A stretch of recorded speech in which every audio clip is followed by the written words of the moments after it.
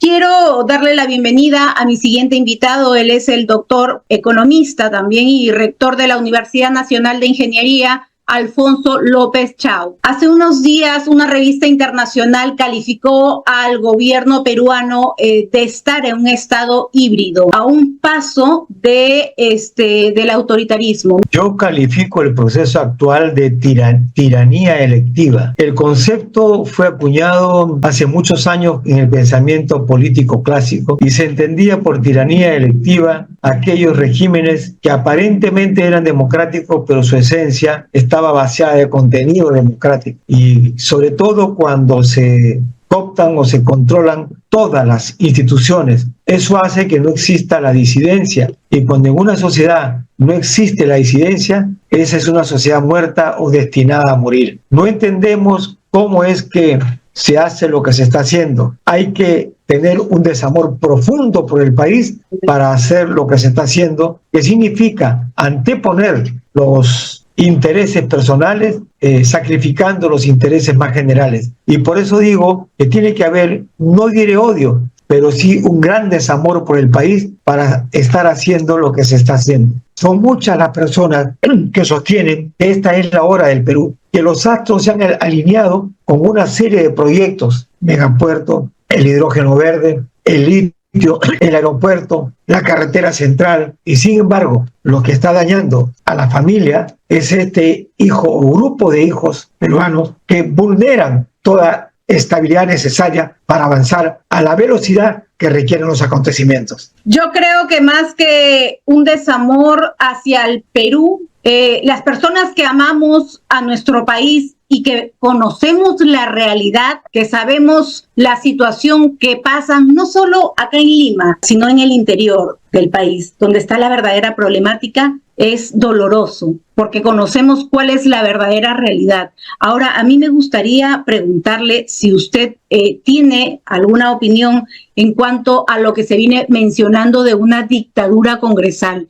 Hemos tenido, para empezar, la bicameralidad, que yo tampoco es que esté en contra de la bicameralidad, pero sí estoy en contra de la forma, cómo se hace, por intereses propios, por intereses políticos que se beneficien ellos mismos de querer tener una reelección. Hemos tenido también el intento de inhabilitar a todos los miembros de la Junta Nacional de Justicia, intentando romper el equilibrio de poder. Llegaron a destituir a dos jueces, la señora Aldo Vázquez y a la señora Inés Tello. Y lo último ya, la ley que se presentó por parte del fujimorismo, que favorece la impunidad ante crímenes contra los derechos humanos y delitos de lesa humanidad. Todos estos hechos ocurridos en el Congreso nos dan a entender o nos dan un panorama de que estaríamos en una dictadura congresal. ¿Usted opina lo mismo o tiene otra percepción de lo que ha venido sucediendo en el Congreso de nuestro país? Sí, yo creo que el nombre y el calificativo es preciso.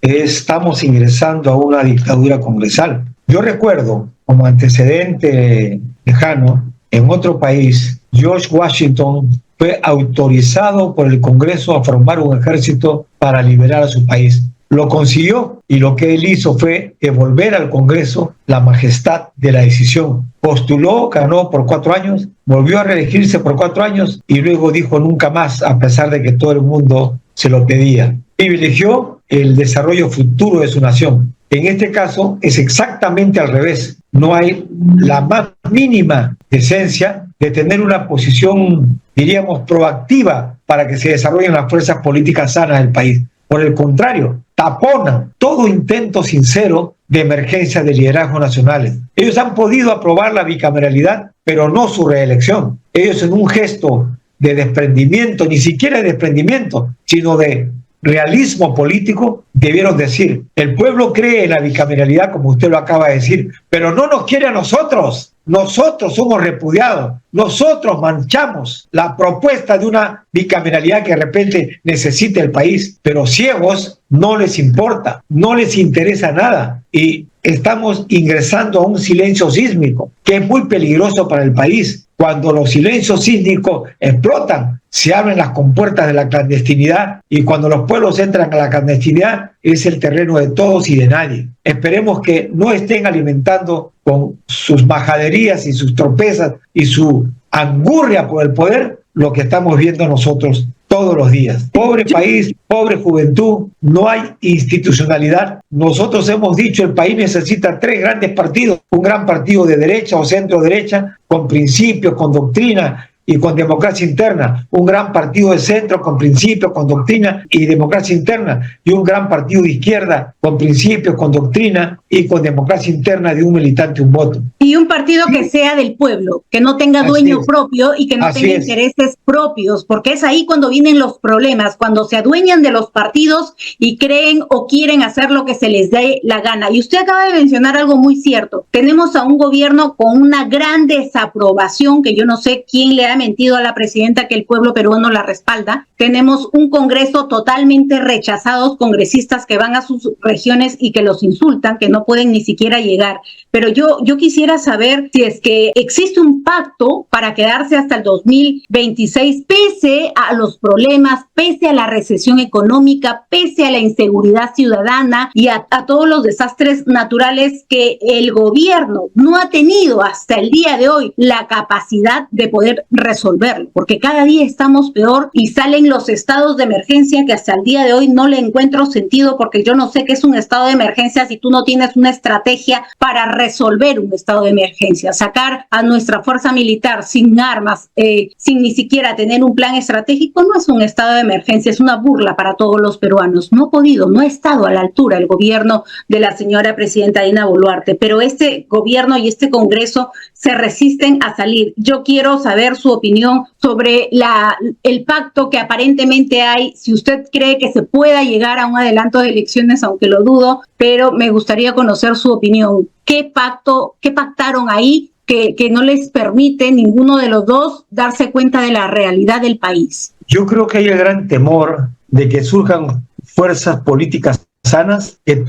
les tomen cuenta de lo que ha ocurrido en el país, de los más de 50 muertos, del despojo que ocurre y del abandono que ocurre al interior del país, de humillar a las Fuerzas Armadas y empujarlas a una ruta que la aleja de su pueblo, cuando debiera ser exactamente todo lo contrario. Creo que es una ceguera, es una tosudez lo que está ocurriendo en el país. Pero yo confío que más tarde que temprano las fuerzas sanas del país, las fuerzas políticas sanas que existen, la juventud sana que existe en todo el territorio nacional, en algún momento entrarán en conciencia plena y dirán, es preferible la salvación del país, la liberación del país, a tolerar a esto que en algún momento la gente llamó, como Jorge Basadre, la pestilencia. La pestilencia porque significa que se inoculen en el alma del pueblo, de los pueblos, sentimientos poco sinceros,